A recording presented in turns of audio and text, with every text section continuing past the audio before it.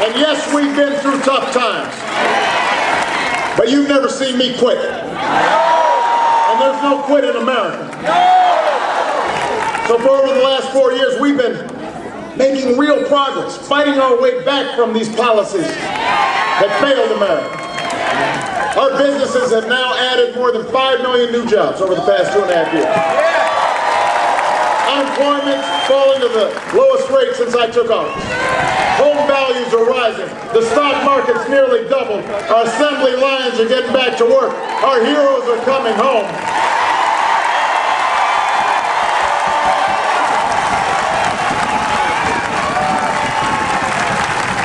I promised to cut taxes for middle-class families, and I did. By $3,600. I promised to cut taxes for small business owners like Scott, and we have 18 times. I promised we would fix the financial situation that was broken when I came into office, but we got back every single dime with interest that we used to rescue the banks. We passed a law to end taxpayer-funded Wall Street bailouts for good. We repealed Don't Ask, Don't Tell, so that nobody's ever kicked out the military because of who they love.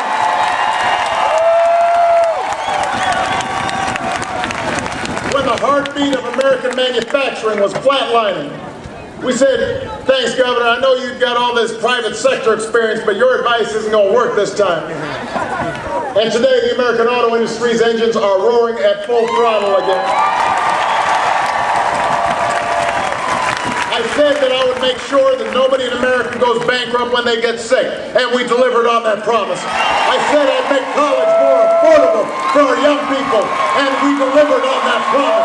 I do what I say. You've seen me.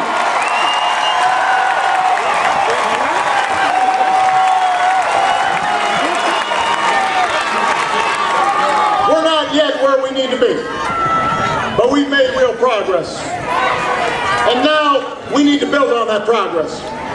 In Florida, that's why I'm running for a second term as President of the United States of America.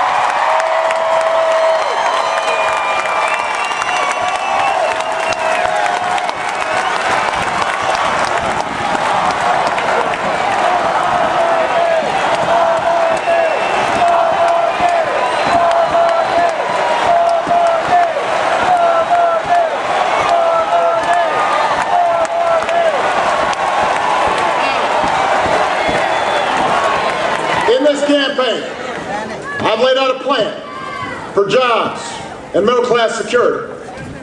And unlike Mitt Romney, I'm actually proud to talk about what's in it.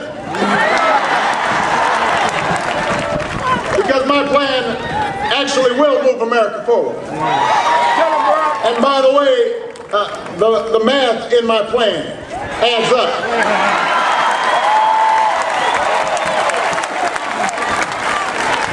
We've got any math teachers out there, you can go ahead and look in this plan, and you'll see that the numbers work. I won't be running the okey-doke on you. If you want to take a look at it, you check it out at BarackObama.com/plans. Share it with your friends. Share it with your neighbors. Share it with your coworkers.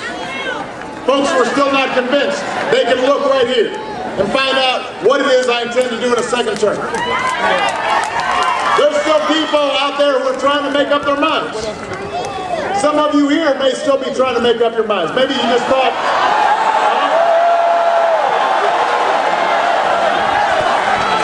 some people here might have thought it was a concert going on or something, and wandered in by mistake. But Scott was giving away free pizza. So, for those of you who are still making up your minds, and your friends and your family, I ask folks, compare my plan to Governor Romney. See which plan is better for you and for America's future. Now, let me just summarize it real quick.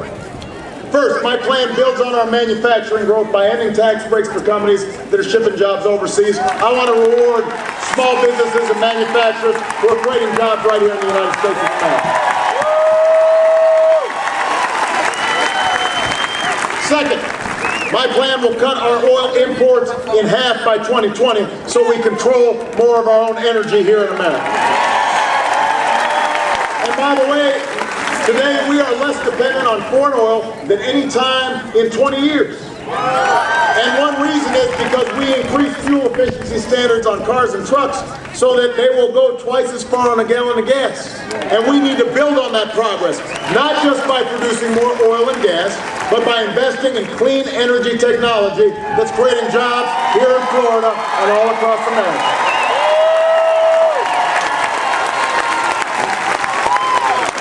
Number 3, I love you back, but I got this plan.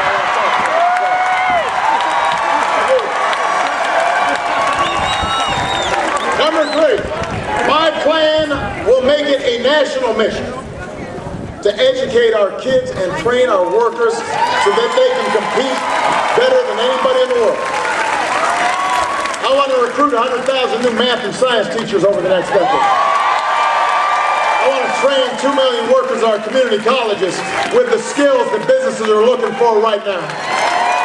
I want to work with colleges and universities to keep down the growth in tuition costs because I want every young person to be able to get the higher education that they're willing to work for. Number 4, my plan is going to cut the deficit by $4 trillion. Remember I said the numbers actually add up. We're going to do it in a balanced way. By cutting spending we don't need, but by also asking the wealthiest Americans to pay a little bit more. So we can invest in research, invest in technology, those things that keep new jobs and businesses coming to America. And I will not, in our pursuit of reducing the deficit, turn Medicare into a voucher. Because no American should spend their golden years at the mercy of insurance companies. That's not what Medicare is about.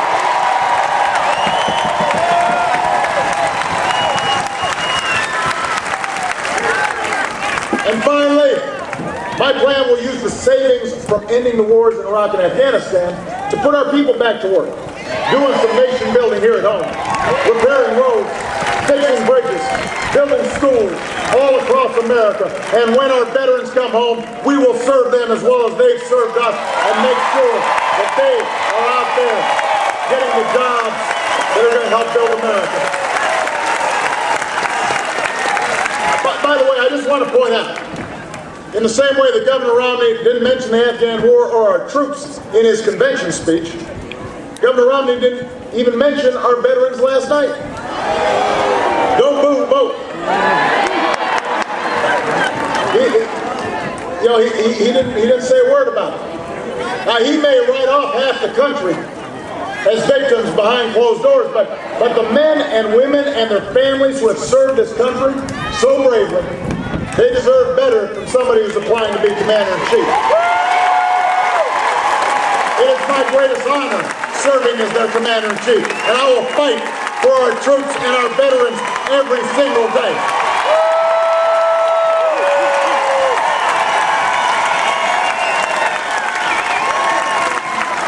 So that's the plan we need, Florida. That's how you build a strong, sustainable economy that has good middle-class jobs to offer. That's how you make sure that you got increased take-home pay. That's how you make sure that businesses are taking root all across Florida and all across America. And now it's up to you to choose the path we take from here. Starting on Saturday, Florida, you can choose the top-down policies that got us into this mess. Or you can choose the policies we're using to get us out of this mess. You can choose a foreign policy that's reckless and wrong, or you can choose one that is steady and strong. You can choose to turn back the clock 50 years for immigrants and gays and women, or in this election, you can decide we will remain an inclusive, generous country where no matter who you are, or what you look like, or where you come from, or who you love, you can make it if you try. You've got a place in the American family. That's what's at stake right now.